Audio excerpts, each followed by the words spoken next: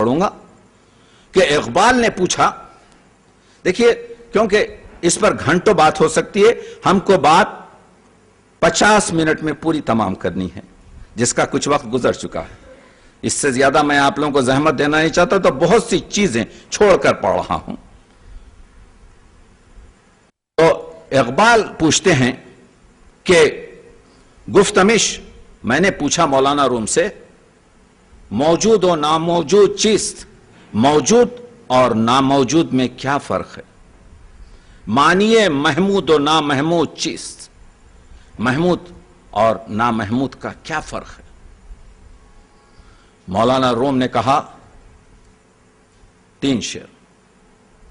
شاہد اول شعور خیشتن، خیش را دیدن با نور خیشتن. سب سے پہلی چیز اگر کوئی محمود کی طرف سفر کرنا چاہتا ہے تو یہ ہے کہ اپنے آپ کو پہچانے. خیش را دیدن با نور خیشتن یعنی اپنے آپ کو اپنی ضمیر کی روشنی میں دیکھنا پہلا درجہ، پہلا اسٹیپ ہے. شاہد ثانی، دوسرا شاہد